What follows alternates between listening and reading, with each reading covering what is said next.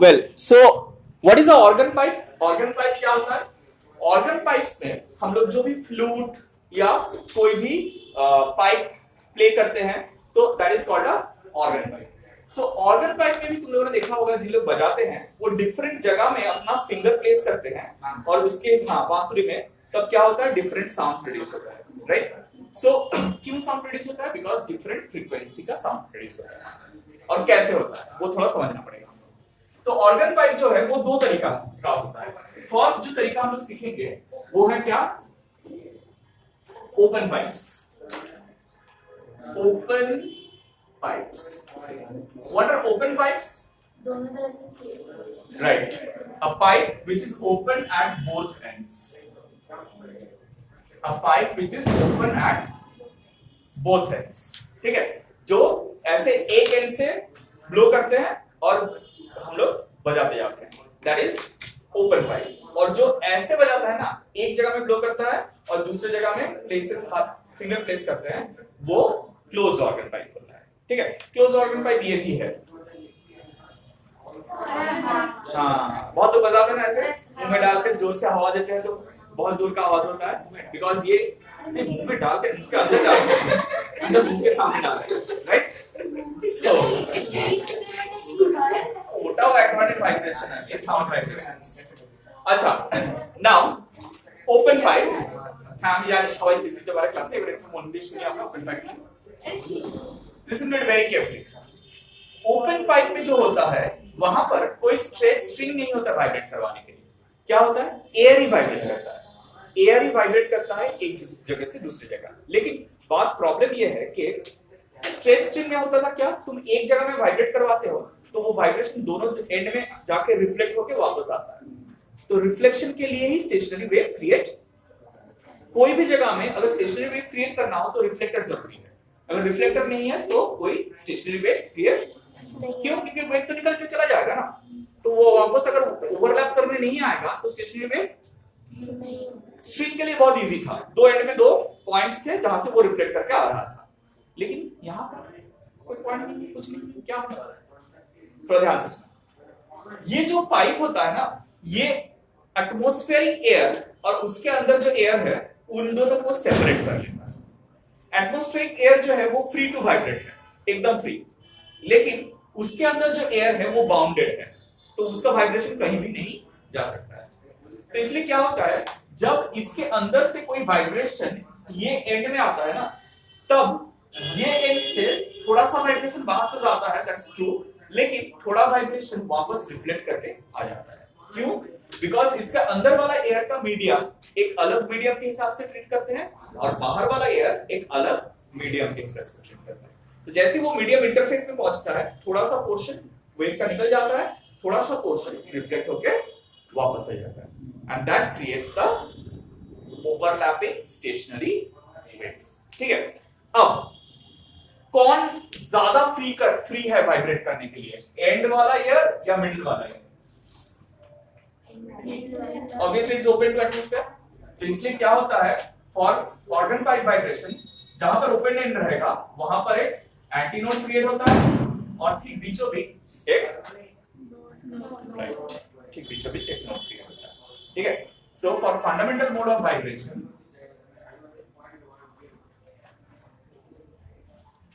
अनामिका कौन सा जगह समझ नहीं आया?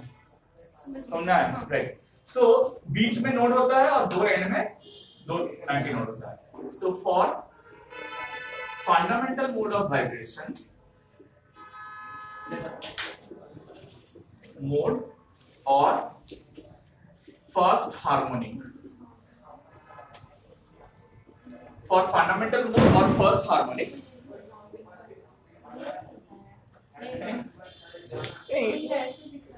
हाँ, मतलब राइट, डिफरेंट पाइप में डिफरेंट लेंथ है तो उसका आवाज डिफरेंट निकलेगा, राइट?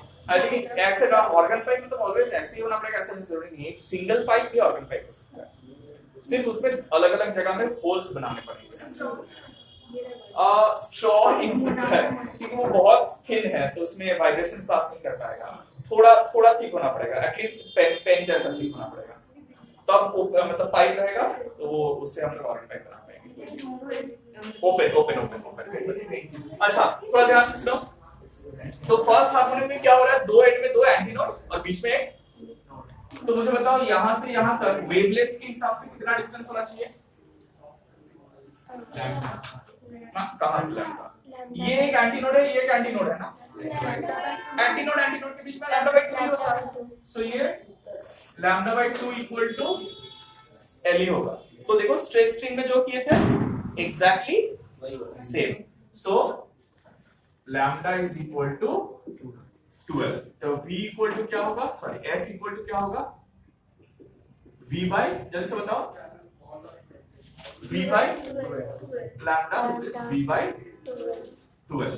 हो गया। फॉर फर्स्ट ओवरटोन और सेकंड हार्मोनिक क्या हो जाएगा बोलो? हम लोग सेंटर में एक होल ओपन कर देंगे तो क्या हो जाएगा?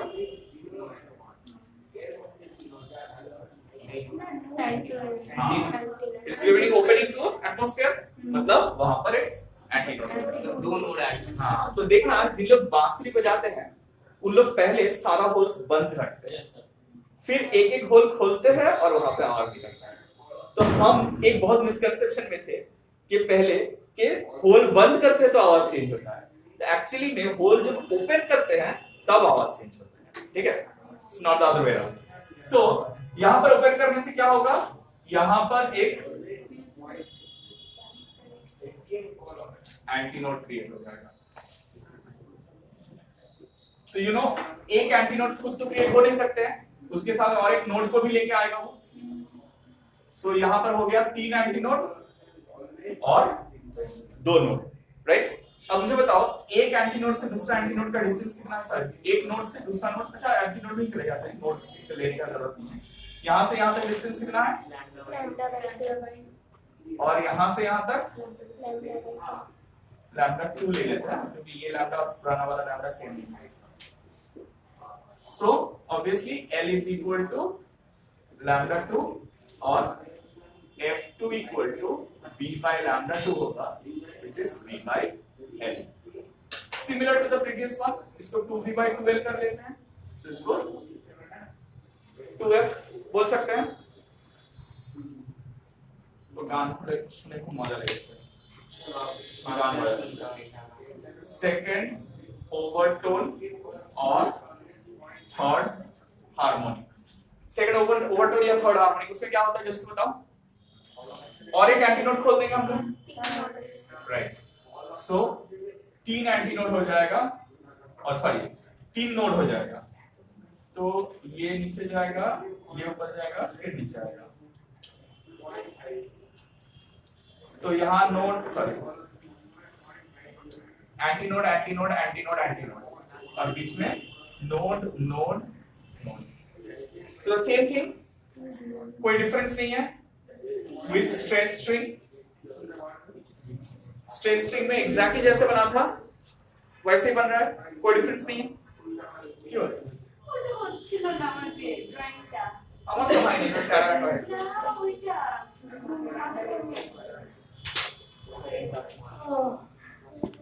लैम्डा 3/2 लैम्डा 3/2 और ये लैम्डा 3/2। अब जल्दी से बताओ क्या करना है हम लोग?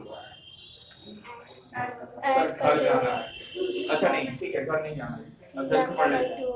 F3 = V by lambda 3 which is V by यहाँ पर क्या है?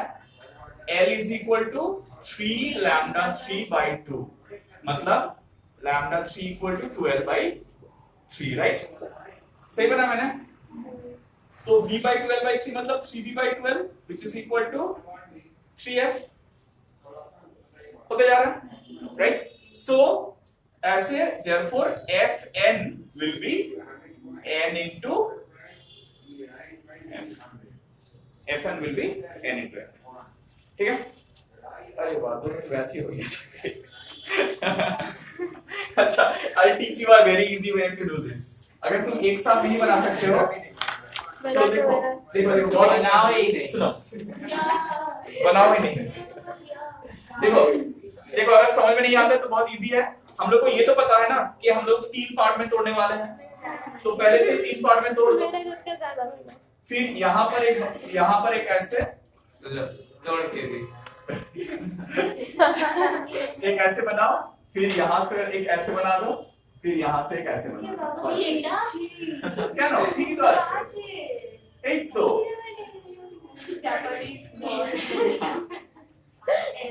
बस होएगा इजी, ठीक है सर।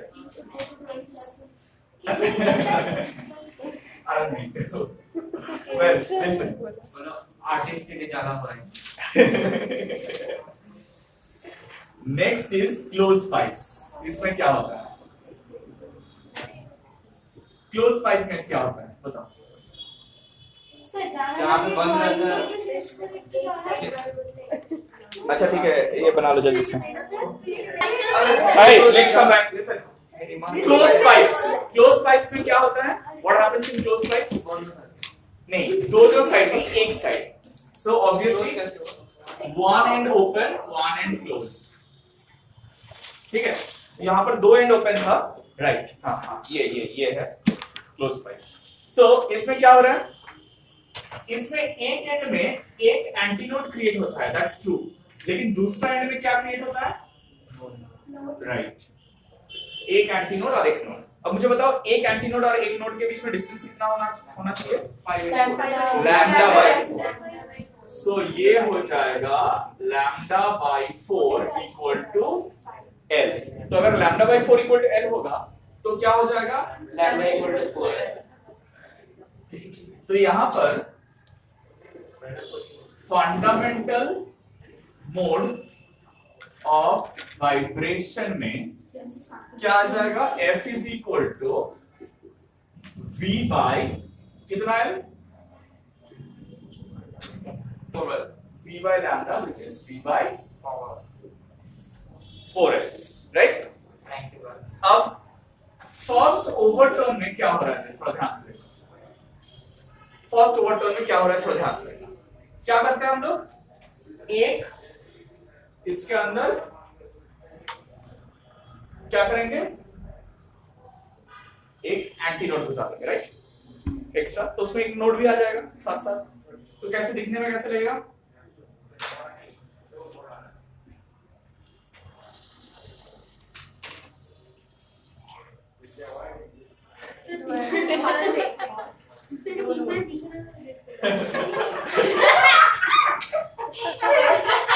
अच्छा, अब मुझे बताओ, ये नोड है, ये एंड। चुप, लिसन। একটা antinode, একটা node, তারপর একটা antinode, তারপর একটা node। Alright? Now tell me what will be the distance?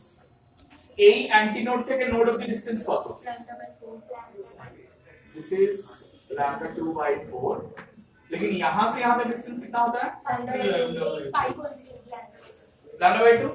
So दोनों को ऐड कर देंगे तो length equal to lambda by 4 plus lambda by 2, that is 3 lambda by 4। So lambda will be equal to 4L by 3। Yes or no? तो F कितना मिलेगा यहाँ पर? V by lambda which is V by 3V/4L। लेकिन ये है क्या? F2 है। F plus 1। ये lambda 2 है। तो क्या हुआ? This is obviously the first overtone, but it is not the second harmonic. This is third harmonic. क्या बताया था मैंने? जो मैथमेटिकल मल्टीपल है वो हार्मोनिक है, और जो प्रोड्यूस कर रहे हैं हम लोग वो ओवरटोन है। सो मैथमेटिकल मल्टीपल तो इसका 2 भी होता है ना, तो वो तो यहां पर है नहीं। So this is the third harmonic because this is 3 times the original frequency.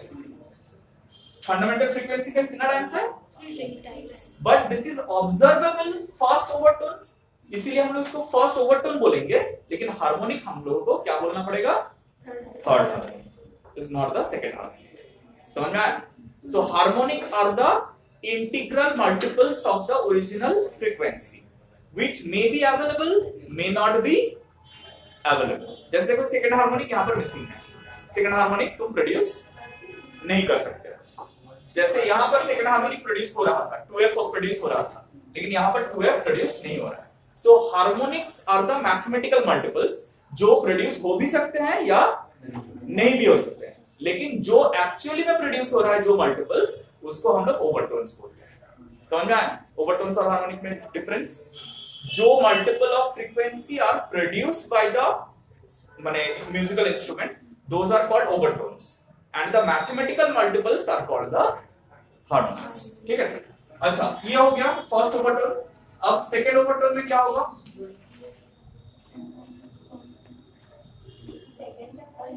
और ড্যাশ হারমোনিক কি হবে? হ্যাঁ আবার ইভেন্টটা মিস করে যাবে।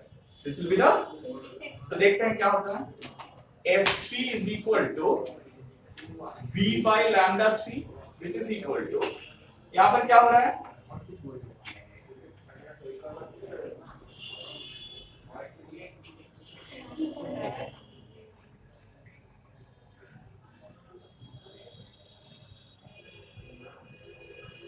सो यहां पर होगा नोड नोड नोड और ये anti node anti node anti node.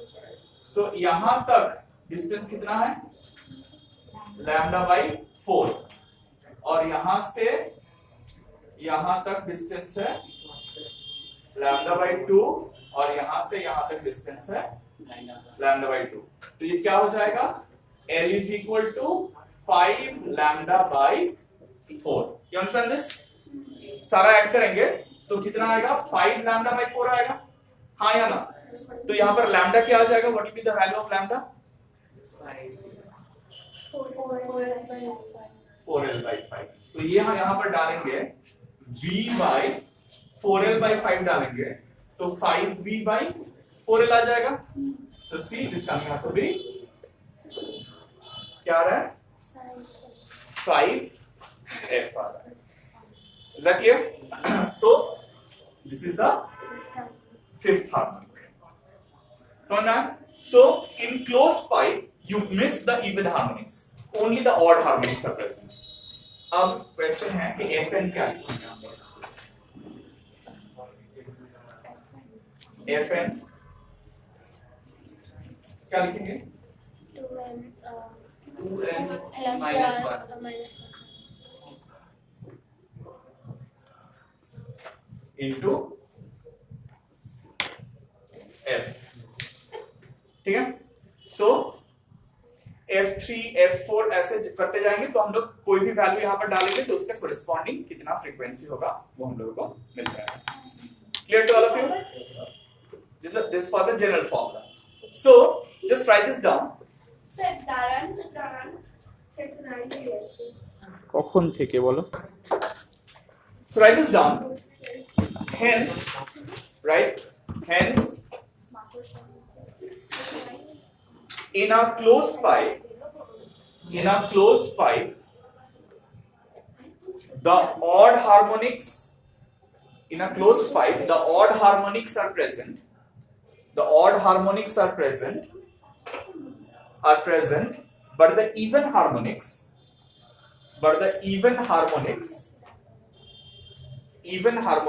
are absent. Hence, an open pipe is always more melodious than a closed pipe. An open pipe is more melodious than a closed pipe. You understand why? Do you understand why an open pipe is more melodious than closed pipe? Open pipe में सब variations है। हाँ, so variations उसमें ज्यादा है, इसलिए ज्यादा melodious है। Melodious मतलब जिसमें तुम ज्यादा तरीके का changes in आवाज निकाल सकते हो, that is called more melodious. समझ में आया? क्या करना? Well, so this is all about the pipe vibrations और जहां पर stationary waves create होता है, ठीक है? तो